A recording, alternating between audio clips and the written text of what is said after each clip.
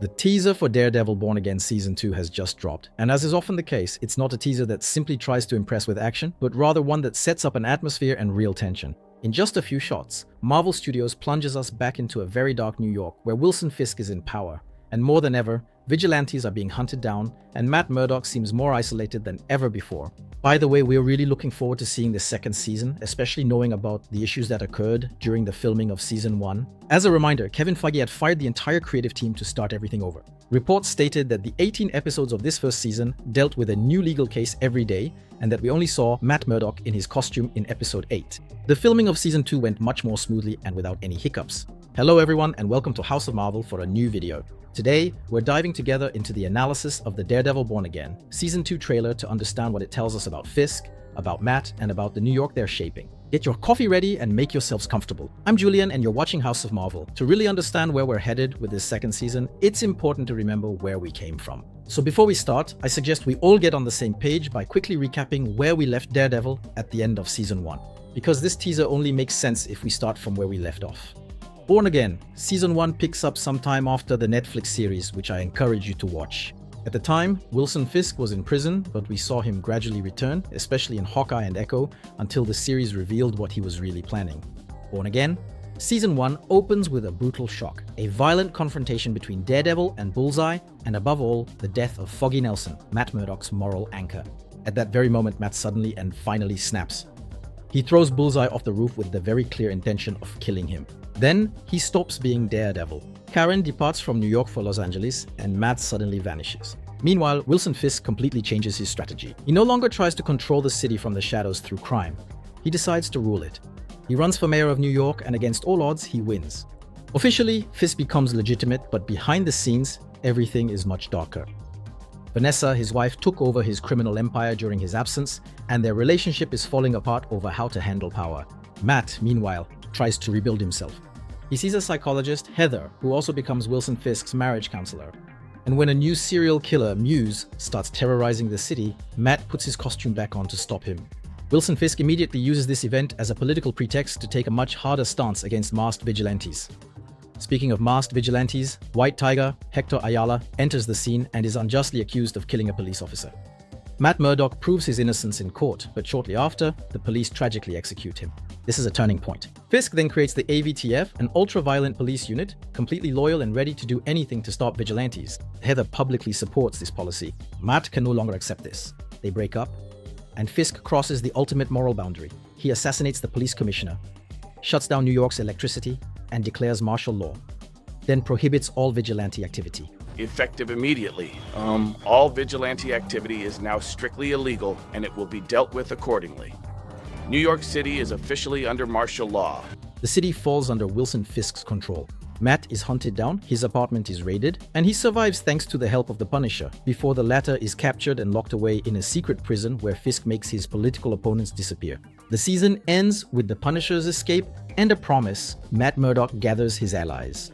The war against Fisk is inevitable. The teaser for Season 2 actually begins with a deliberately calm approach, almost disconnected from this atmosphere, as if to better highlight the contrast with the real situation in New York City.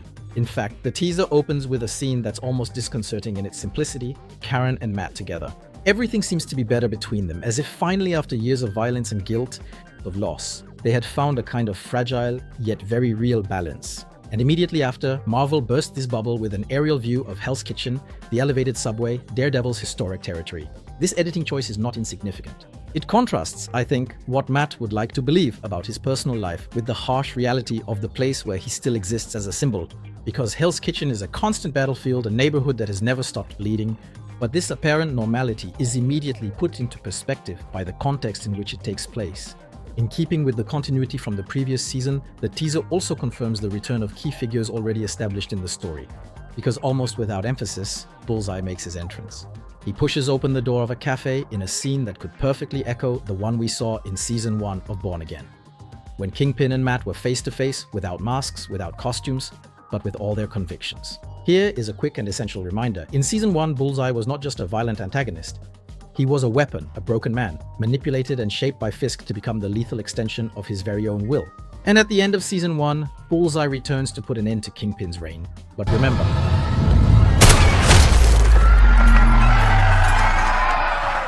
And beyond the specific individual characters, the promotional teaser trailer focuses above all on a much more structural evolution.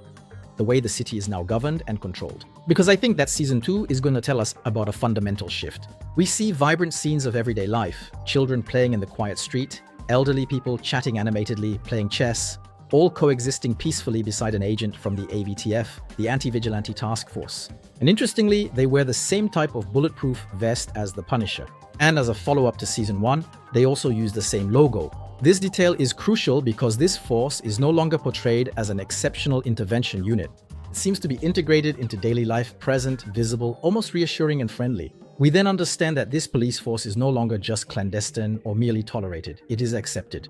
And when the population starts to feel safe in the presence of heavily armed men bearing a symbol directly inspired by an executioner, it is fear that becomes normalized. This normalization of force also manifests through a political omnipresence that is visible in the urban space itself. And the teaser spreads other details, invisible yet omnipresent. Those Fisk posters with a phone number and the slogan, "Making NYC Safe."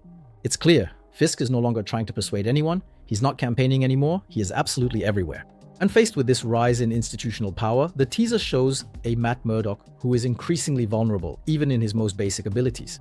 And here we see Matt and Karen, who are living in hiding in what appears to be a closed clothing store or an abandoned workshop. Here we see an opening in the brick wall, and there, a shadowy hallway.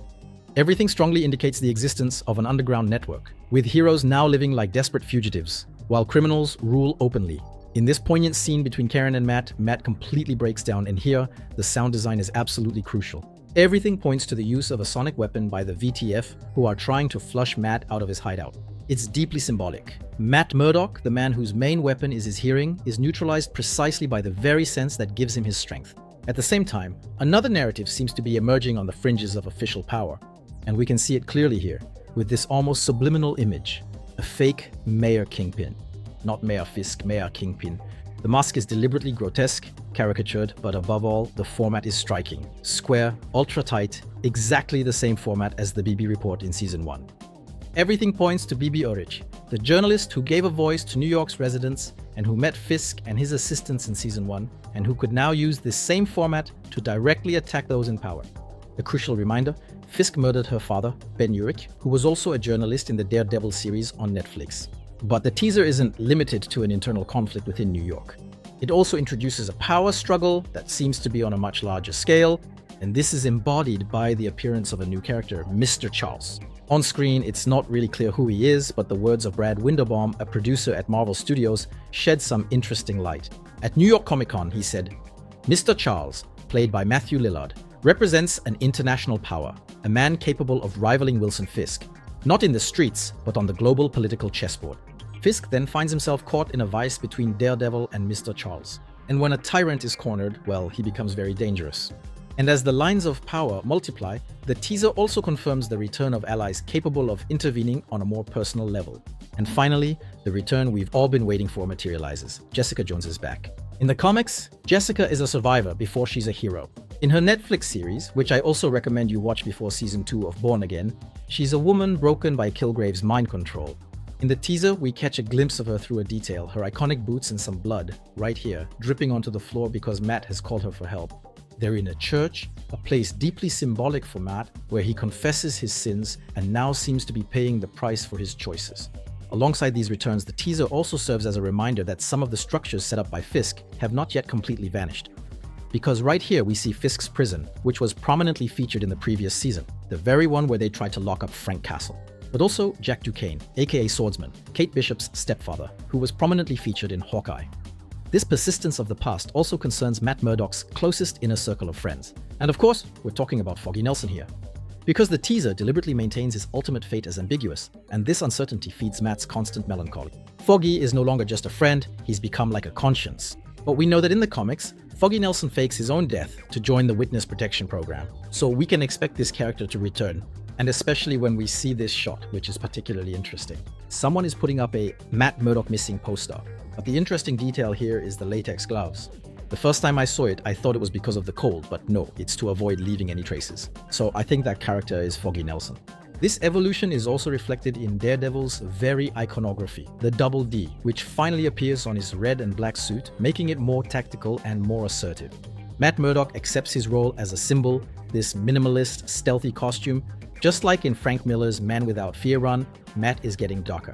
Next, we see Daredevil attacking the prison, then the VTF, who raid Matt's hideout, and Daredevil holding them at gunpoint with a rifle. It's rare, it's extreme. When a hero like Daredevil picks up a weapon, it's not to win, it's because he has no other option left.